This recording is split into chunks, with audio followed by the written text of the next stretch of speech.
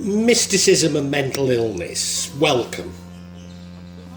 I have in the past referred to Sam Vaknin, particularly when talking about narcissism and the dark triad. He has a series of vlogs on YouTube which are extremely popular. Unlike other vloggers on narcissism, he too is a narcissist. But he is someone that's very aware of this. Well, I've recently listened to a vlog by him entitled Mystical Experiences, Religion as Mental Illness. I mean, like so many scientists, he begins by making fun of religion, attacking religions or attacking the religious for views that very few of us actually hold. So, I mean, I don't know if you've noticed this on YouTube, people posting comments, but they set you up. They say, oh, you're a Muslim, so therefore you stone women to death. I'm like, no, I don't. I've never stoned anyone to death. And you even have to sort of start explaining, well, I don't actually agree with such punishments. You're immediately on the defensive, you know. But you're on the defensive because they start with this aggressive sort of way of doing things. So, unfortunately, and I like Sam, I like him a lot, you know, but he starts by comparing God to Father Christmas. So, you know, people who are religious like me, we're immediately put on our defensive. Nevertheless, I want to reassure you that this vlog is not about me criticising Sam. No. I thoroughly enjoyed his vlog and found it thought-provoking, so thought-provoking that I thought I'd do a vlog on my own.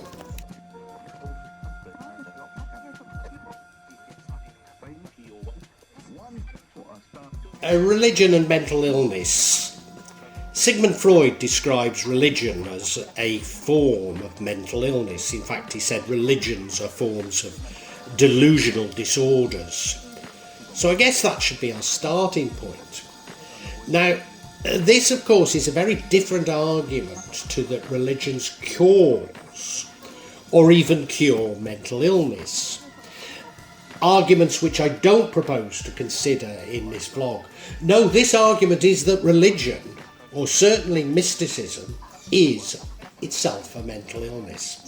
William James argued that religious fervour and insanity sometimes look alike. Of course, it's very common for the mentally ill to have some sort of a religious experience. Indeed, looking at relatively recent religious groups and cults and their founders and leaders, they've often been diagnosed to have some form of mental illness.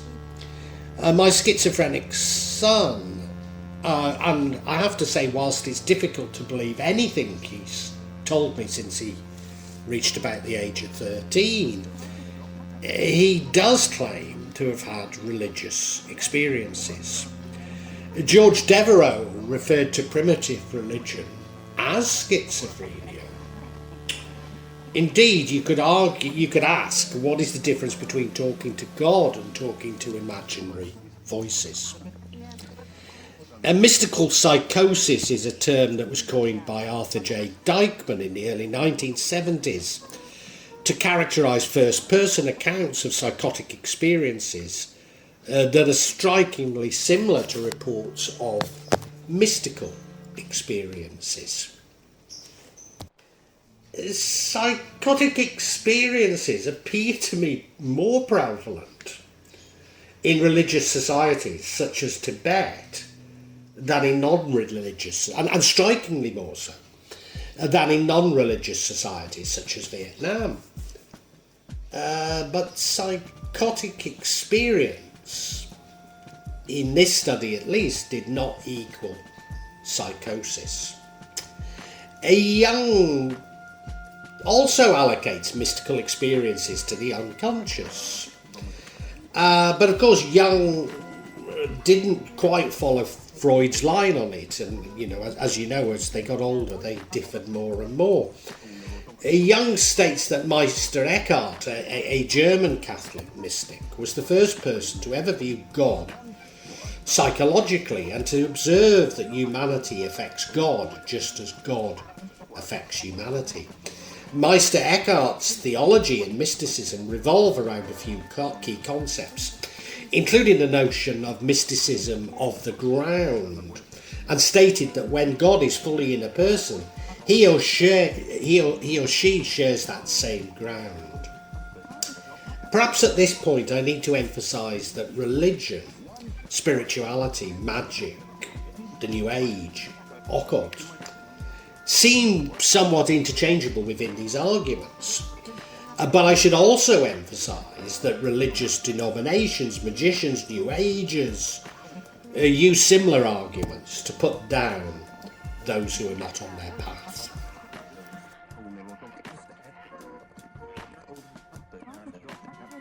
Now, I have in previous vlogs suggested that narcissism develops from trauma, probably an early trauma. Indeed, it would seem the earlier the trauma, the not just narcissism, but the more profound the psychological problems are. And it's probably exactly the same sort of experience that leads to narcissism, that leads to empathy. Now, I've got to tell you, I've taken these views from Sam Vaknin. You know, Sam often has some somewhat controversial views. You know, he's not necessarily from the mainstream. And a lot of the things I've argued about narcissism come directly from Sam. And mysticism involves the subjugation or submission of the self to God, which is believed to be a reaction to this trauma.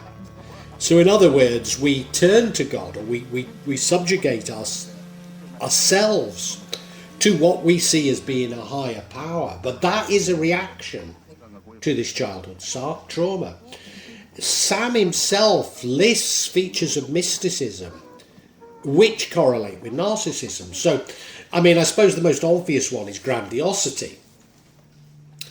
The enhanced mastery that we experience control over our environment. So, through mysticism, we believe we can control our environment, that we can experience God whilst on this earth, even become God. And now you'll have heard me arguing very strongly against this. I see this as shirk, but I don't necessarily see it as a necessary precaution to avoiding mental illness, but as a way of preventing the ego coming back in. But you know, let's face it, the ego coming back in is grandiosity, isn't it? The non-functioning ego, well, you know, mysticism encourages, you know, I've been talking about it just now, the suppression of the ego to become one with God. But of course, this itself is also characteristic of narcissism. You can't win, can you? Disassociation, rejection of authority and laws. Seeing only the higher authority of God as important. The soul is incapable of acting sinfully as it's already one with God. Well, you'll have probably heard me being very critical, not only of Sharia and man-made laws, but people who feel that they have the right to judge others. So I look to the higher authority, which is God, but is this not a disassociative act, the sort of thing that narcissists do? And then there's the shared fantasy, the anticipation that others will grasp the logic. They simply need to unlock it. The sort of, is this the red pill? Is this the wokeness, the waking up that people so often talk about these days? And dislocation as an infantile desire, that dissolving the self, which we've talked about, is a desire to become one with the womb once more, to go back into one's mother.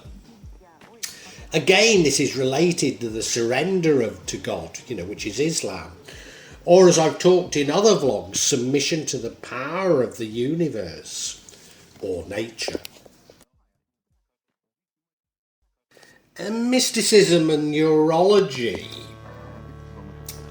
There is a concept of push and pull in psychology of mystical experiences, that is it us being pushed into these experiences, or is it the pull of the experiences? There is an idea that damage to the brain can result in mystical experiences, and based on this idea is that there's a part of the brain that leads to religious experiences and mysticism. Of course, this is very much, it's so materialistic, seeing the human body as being like a machine, and the brain is just another part of the body, and if only we can just replace the defective part, everything will work fine. It's believed that mysticism is related to serotonin. Research with Carmelite nuns found that when remembering religious experience, it seemed to respond with a release of opioid-like chemicals in the brain. Exactly how addiction operates. Research on magic mushrooms at Johns Hopkins University showed that experience is not unlike a mystical experience. That the individual seems to merge with all of God's creation. Psychedelics enhance empathy, at least temporarily, but often more in response to strangers. Certainly in medication, I've had experience not unlike being on ecstasy, and I've commented on it in the past, as you will know. Indeed, the disassociated state of mysticism, probably developed through meditation, it seems to enhance the capacity for natural highs. It may provide you with hidden talents, such as my divination abilities, so my tarot, And I've got this description of my understanding of the paranormal almost being downloaded to me. All at once I got this knowledge seemingly from nowhere. So yeah, you could see these as hidden talents, and I suppose the divination is, but I can't explain how knowledge just seems to be downloaded. I mean, maybe it is simply areas of the brain that I was unaware of suddenly being opened up and making connections. I don't know. I don't have the answers in this vlog for sure. Nuns and monks engaging in mystical experiences have been shown to be decreasing the activity from their frontal lobes. Feelings of timelessness, spacelessness, and self-transcendence. All feelings that I've experienced. This is indicative of reduced activity in the frontal lobe, which is a depersonalization. So it leads to a disassociation with our bodies and ourselves, that we become a one with our environment. And of course, I argue that we're all connected to God's creation. Indeed, my meditation, when I go into the void, the first thing I do, I feel connected to all of God's creation. I look at my own body, I look at myself from above. It's dislocation. Dislocation. Very, very interesting.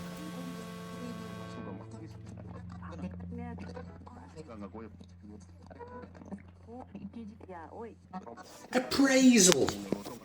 In my novels, as I was experiencing these paranormal experiences, I kept asking, was I losing my mind? I mean, I likened it more to the experience of black magic than my religious conviction, but am I coming out of it now? You could say that. Certainly as I'm no longer experiencing quite so much, I'm finding it very difficult to disassociate magic from religious mysticism. I mean, yeah, there's the moral argument, there's my daily jihad of what is permissible, but in actually looking at What is the difference between miracles and magic? What is the difference between mysticism, spirituality and magic? There doesn't seem to be any. Certainly my mystical experiences mirror what Sam has described as being narcissism.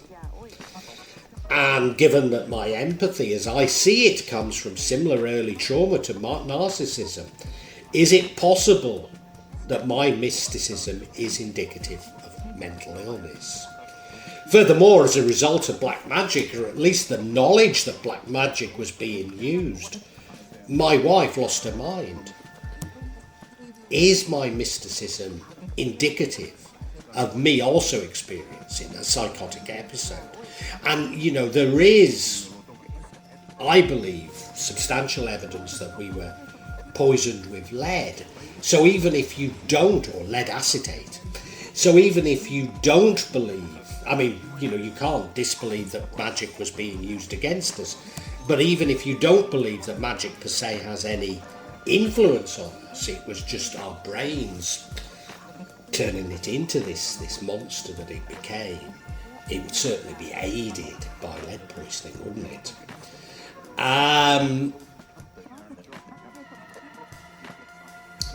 I have to consider that the answer to these questions is yes, and yes again. Certainly religious beliefs, and especially mystical beliefs, have many similarities with definitions of mental illness. But then you have to ask, what is mental illness? Increasingly mental illness is what is contained in the DSM, the Diagnostic and Statistical Manual of Mental Disorders, published by the APA, the American Psychiatric Association. And all this does is define an ever-increasing number of mental disorders that can be treated with drugs. So all it is a way of looking at somebody comes to a psychiatrist, they say, these are my symptoms. Psychiatrist looks in the manual and goes, oh yeah, we'll prescribe you this. So, it's like looking on Amazon, isn't it? Oh yeah, you need this. So mental illness is simply something that pharmaceutical companies can make money from. Whereas religion only has, religion has no commercial value, but perhaps only has commercial value in these US super churches that you'll have heard me being critical of. Indeed, religion, magic, spirituality is labelled as unsociable behaviour, whereas greed and harming others are defined as human nature. Now, there is something wrong with our value system, isn't there? If we can label religion, magic and spirituality as unsociable behaviour, but greed and harming others as human nature, there's something very wrong, of course, isn't there? Although, of course, I don't want to suggest that religion hasn't also been used to enforce a set of behaviours, including greed, war and genocide. No, it's not beyond criticism. But then when I look at Sam's argument and those of other scientists, it's ultimately a matter of faith, Their arguments stack up no better than my arguments. Their arguments are constrained within a materialist paradigm, whereas mystics and myself attempt to move to a new paradigm. So it comes down to is man a spiritual being trapped in a human body, or a materialist individual, a profit centre for large corporations? Indeed, doesn't the argument that religion is mental illness tell us more about the inadequacy of our concept of mental illness than it does religion? As I say, Sam's a narcissist. Could his arguments be a part of what I see as the Dark Triad's attempts to destroy empathy? And, in fact, infect all of us with psychotic assumptions taking us away from God? Isn't the accusation that religion is a mental illness the ultimate expression of psychopathy to take us away from God?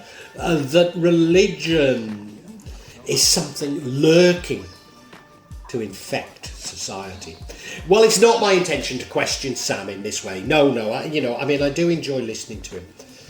But what I would say to you is my argument is no less rational and no more hurtful than his arguments. As an empath, however, I should not be tempted into such arguments, and forgive me for doing so. I leave you, the viewer, to decide. It's up to you to decide what you believe, because, I certainly can see the side of the argument that says religion is a mental illness. I hold my hand up to it. I'm just saying that I see the construction of such an argument as being equally indicative of a mental illness. I guess what I'm saying is, do you write off psychedelic and mystical experiences as simply our thinking being clouded? Or are they opening the doors of perception?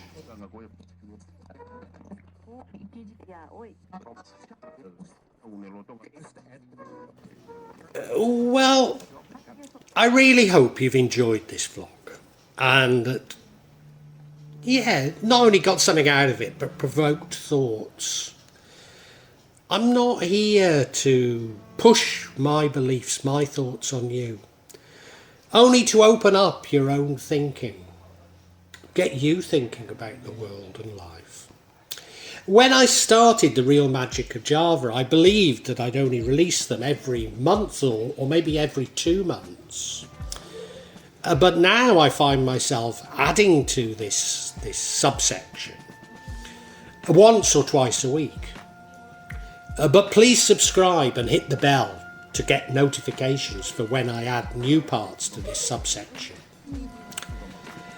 In part, the reason why I'm doing it more often is that the concept has moved from filming rituals and events that took place in Java to me also describing my beliefs and philosophy. And that does come in response to people expressing an interest in it. But of course, me actually seeing rituals and events really doesn't happen so often. What I would say to you is that there's no attempt at subterfuge on my behalf. And when I do experience rituals, I will include them for you to see. And as I say, there's no way I'm trying to mislead you. And if I believe there is subterfuge, if I uncover it, I will point it out to you. I'm trying to be as honest as I can be. Now, please make comments, please ask questions, and I'll try to be as honest and open with you as I can be. Of course, there will be some of you who disagree with me, particularly when I talk in terms of my own beliefs, my own feelings. And, you're welcome to alternative feelings, and we can agree to disagree. Sometimes I find that people on YouTube can be unnecessarily attacking and aggressive, and at times I don't restrain myself enough, and I apologise, but it's not my intention to put anybody down, I know what I talk about can be emotive, and it can be challenging to your beliefs, but I'd love to enter an open discussion, a heartfelt discussion, but unfortunately, I often come across things that are, especially when people quote the scriptures to me, I've just no idea where it takes us, Because I'm speaking from the heart, sorry, if you want to quote the scriptures at me, do so, but it doesn't have much impact on me, I personally have no desire to impose my feelings on you, and I suppose when people try to do it to me, it washes off, All I'm trying to do is I'm trying to share my feelings with you, and I'd love an open discussion on feelings. I really would love it, and sorry if I don't always react as best I should. I try and cure this in myself, but I think this is part of the sort of narcissism of social media that I talk about so much in this subsection. So look, if you've enjoyed it, I really urge you to listen to other sections on this channel, particularly the 4 audio books that I've uploaded onto this channel. Yes, they are in a novel format, they are novels, but they go into much greater depth than my thoughts and feelings. Now, what I would say to you is these are sequential. So my thoughts and feelings develop as we go through each chapter in each book. So it does begin with 1.1, the Chinese cemetery. But, you know, hey, it's up to you. Feel free to dip in as you wish, as you want.